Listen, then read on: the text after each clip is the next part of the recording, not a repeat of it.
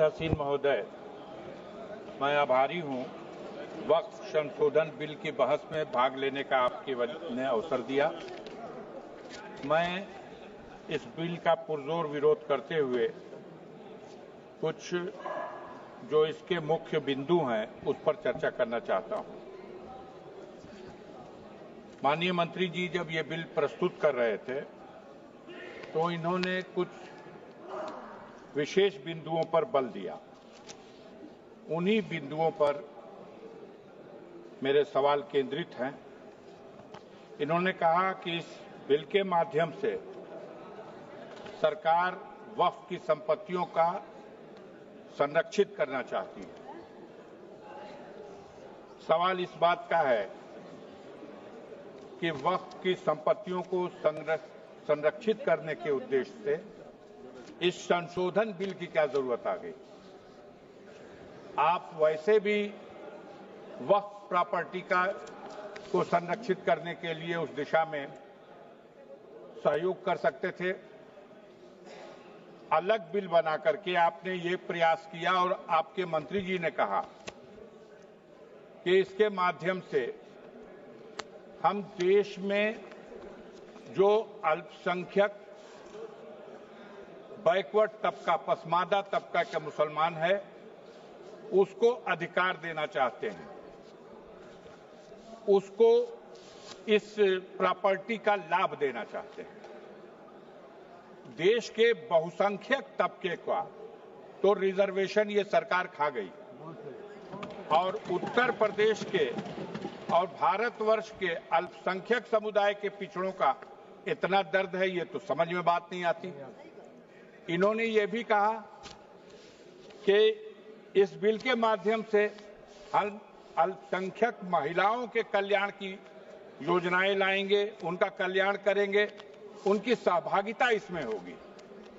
अजीब सवाल है कि जो सरकार महिला बिल तो पास किया हुआ है इस सदन, लेकिन उस महिला बिल को लागू करने के सवाल पर कान में तेल डाल के बैठी हुई है। सदन के मुखिया अपने परिवार का संरक्षण तो कर नहीं सके, उसको तो न्याय दे नहीं सके, उसको तो अधिकार दे नहीं सके, और अल्पसंख्यक महिलाओं को वो अधिकार देने की बात करते हैं। इसी तरह आगे इन्होंने ये भी कहा कि इस बिल के माध्यम से जो वक्फ की प्रॉपर्टी है उस प्रॉपर्टी का हम अच्छा प्रबंध करेंगे। अब बहस हो रही है बाहर कि अरे 1 मिनट तो हुआ महाराज, ऐसा अन्याय मत करिए।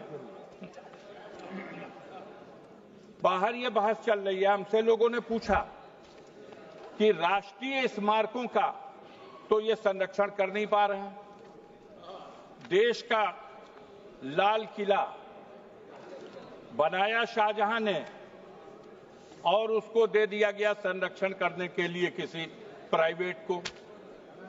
तो जो सरकार वक्फ की प्रॉपर्टियों की चिंता कर रही है उसकी कई वजहों में एक वजह यह भी आ रही है कि महाराष्ट्र में, बॉम्बे में जो सबसे ऊंची रिहायशी इमारत है, बताया जा रहा है कि वो इमारत एक ऐसी भूमि पर बनाई गई जो यतीम खाने की जमीन है। तो जब ये यतीम खाने की जमीन, तो इस सवाल को लेकर के सरकार की चिंता बढ़ गई। अभी माननीय गृह मंत्री जी जब जवाब दे रहे थे तो उन्होंने, उनके मुंह से निकल गया, एक बात बस यही कह के खत्म कर दूंगा।